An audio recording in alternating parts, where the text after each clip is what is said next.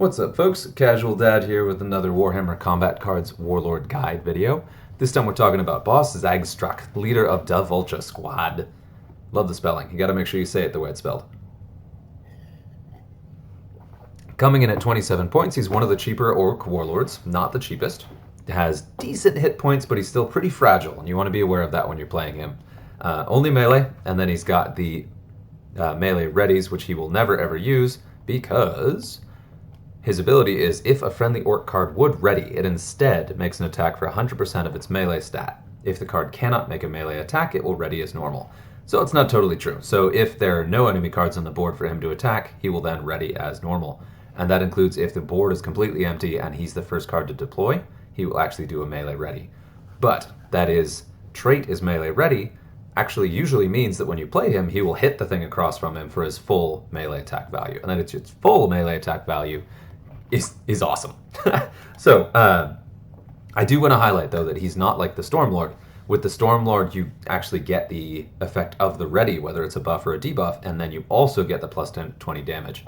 Zagstruk trades that for doing significantly more damage, but not actually getting the ready value. So you're not going to build up much of a ready while you're playing cards with him, unless you actually do ready against an empty board. But so what cards are really good with him? You do want some taunt. I mentioned that he's a little bit squishy, and this guy both has a very significant melee attack, but then also decent hit points and taunt at a really good price point. This guy is excellent in almost any Orc deck, but especially a Zagstruk deck. It also really helps to have a little bit of Psychic. Zagstruk is squishy himself, and for all of his ability to wail on things and do a bunch of damage, he can run out of steam. So you want a card that can easily clear lanes, clear shields, take out Akaran bonus lives, because you can easily trigger Akaran bonus lives without being able to clear them. So this guy's a terrific piece to put in there as well. And then you've got some really good, just a nice balance of cost and melee. This guy, if you get him up to a decent level, level 9 is a bit wish listy, but even if you're looking at level 7, he's a pretty strong piece to consider with decent hit points and a decent melee attack and that Inspiring Presence. Once you get him to Inspiring Presence level 3, he's a strong piece to consider, and if he gets that Furious Charge level in, absolutely money. This guy is great. And then of course you've got your cheap guys. These guys have the melee ready stats. So when you put them on the board, they just hit whatever's in front of them, unless it's a taunt card, they just hit whatever's there. They are terrific. This one being the harder hitting of the two, and especially if you have, geez, that guy's almost max, wow. Especially if you have Inspiring Presence on the board, they then hit even harder. Lastly, and I do have a little target acquired and a shield in here just to add a little durability. And this one, I opted for the more durable one with the higher ranged attack for defense, just because the costs worked out, and just kind of because I wanted to try it out. But the probably most powerful card in a Zagstruk deck is this guy. Since he got his secondary traits, he's a little bit silly. So you drop him, he's got the melee ready, so he hits for 84 damage. Then he follows up with that Furious Charge at whatever level that happens to be. For me, it's level 1 for 40% damage. And then if it's your turn, you'll hit again. So it's entirely possible when you drop this thing, it will attack 3 times and do the better part of 200 damage. It is bonkers. Yeah, so. But then with Zagstruk, you can really play with just about anything. You do want them to have a decent melee attack. You can also mix and match too. So if I have a card that just has a ranged attack and then a card that just has a melee attack, no matter what I'm doing, so I could ranged attack every turn, and then the melee card will attack as melee, but the shooting card will shoot. So it's not quite as simple as just you're just readying every time. So you can mix your attack types. And Zagstruk himself is an example where he doesn't have a ranged attack. So if I choose to make a ranged attack with my deck, I'll do the ranged attacks as normal, and then he will hit for his maximum melee value. So it is kind of a fun way to mix your different attack types and still be very powerful. So yeah, just about any card is pretty good. Your Berserk cards are good. Your Medicae cards are good to keep some of that steam in here. This guy is a very, very strong piece just because he's so tanky and has Medicae and has a decent melee attack. This one's another great choice just because you get to maximize that offensive output.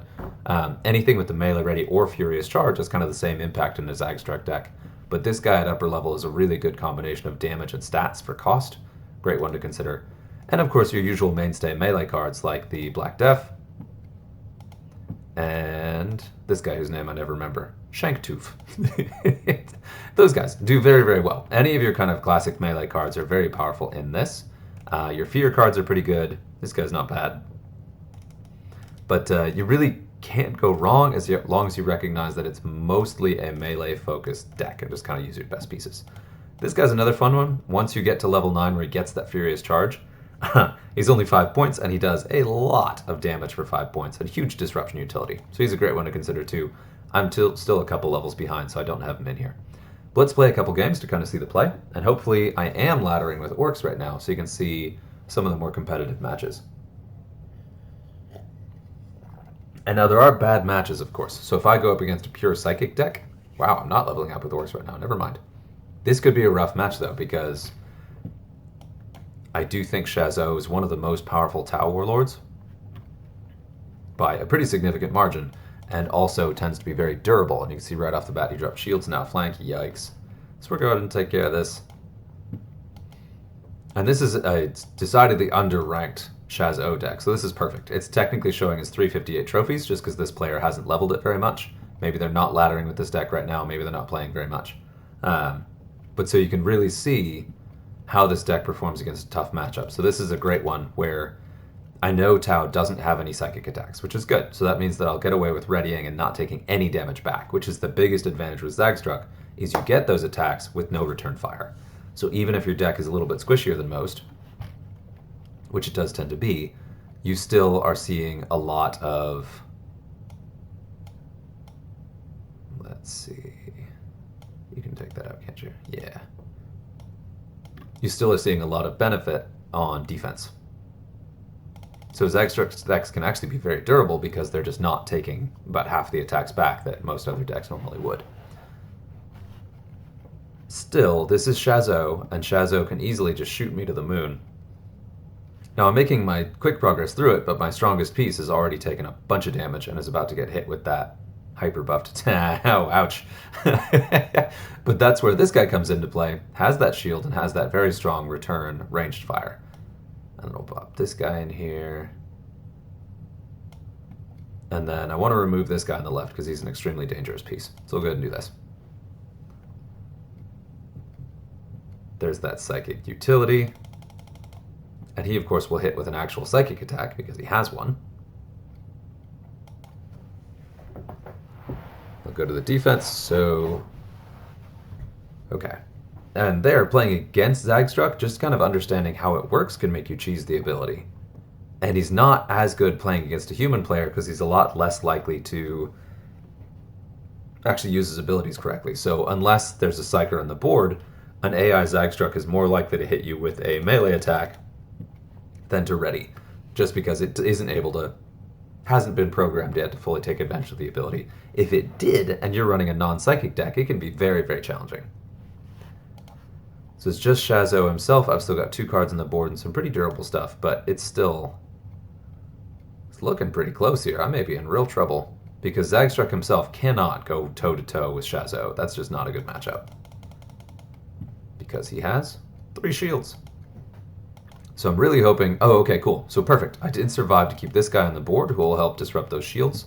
This guy still is going to make it a turn or 2, so I might be okay. But this was a close match, and I'm really glad this is the one I got to show. And I'll do one more after this, and it probably won't be anywhere near as intense. Ooh, intense. On the edge of my seat. Sorry. Yeah, so we'll get this through. So hopefully this really highlighted just how good Zagstruk can be, but also has highlighted some of his weaknesses, that it's still fairly fragile as far as orc decks go.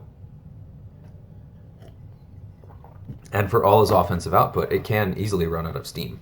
Where had I lost this card, 1 or 2 more key card losses here, and I could have really been in a bad spot.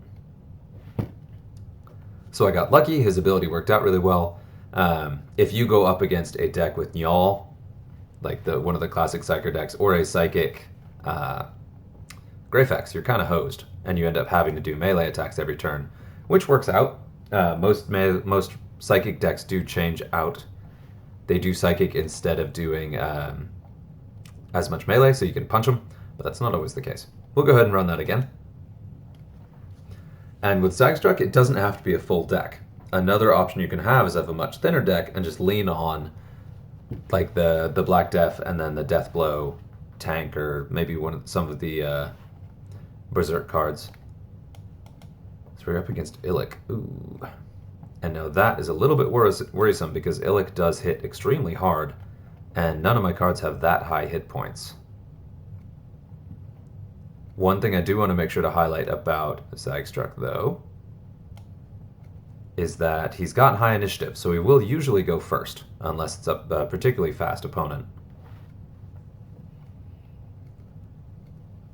This is good. I'll get to remove some of the squishies and remove that big game hunter threat for when my big guy pops on the board. And I've got this guy with his range defense going up against the guy with the high hit points. And that's just kind of why I put these guys there. It's not good. Excuse me, I'm losing my voice again. Doing too many of these guides, but that's gonna hurt. Oh, and there it is. There's that. I was like, oh, he survived, but no, he did not. Illic's ability triggering, coming in clutch there. I may want to do target acquired, but I'm going to go ahead and not see how much damage to do. So there's his 34 for his Furious Charge. This is ready, and then I will comfortably take that thing out. Yeah. This is something I should have pointed out before, is it does not matter if you're debuffed. If your melee or psychic is debuffed, when you do with Zagstruk's automatic melee, it will hit at full value, so it doesn't care if you're debuffed. However, it also doesn't care if you're buffed. So you won't get your bonus for buffed, but you also don't get the penalty for being debuffed, which does kind of balance out, but in general, I am happier to be able to hit without the debuff than I am concerned about having to hit without the buff. Ooh, ouch. Oh no, I knew it was coming. Okay, that's bad. That's real bad. So here, because of timing, I deployed him before the target acquired card, and the reason I did that... Oh, yeah, we'll go ahead and do it. The reason I did that is so that he will be able to take that out before his target is changed. And you could have done that the other way. I could have put the target acquired card out first in front of Mogan Ra, and that would have guaranteed that he hit Mogan Ra with his free attack. And that's just kind of, you can choose the order of your deployment, and it makes a big difference with Zagstruk. Now I should be able to do this just fine, and that was really good because I just pulled out Illic's, and there he goes away. I just pulled out Illic's Deadshot. If Zagstruk had been the one who got Deadshot and I wasn't able to take down Illic right away, that would have been a problem. But since I did do that, I think I've got this. So he's going to hit for 71. And then I should have just enough bonus to finish this guy off. So I said you don't end up with much melee bonus, and that's true, but you do get some. 91. Got it. There we go. And splat. So that was great. Lower rated, but those were two fairly challenging matchups that really could have given me a lot of trouble. And so you got to see how Zagstruk is able to play around opponents who have a pretty significant advantage over an orc deck. Like a melee orc deck going up against either of those shooting decks, not in a good spot. But because Zagstruk has that little extra edge where he can do extra damage without taking damage back, he was able to carry out both of those wins somewhat comfortably, even though they were still pretty tough matchups. So that is the leader of the Vulcha SKWAD himself, Zagstruk. Hopefully that helps. Until next time.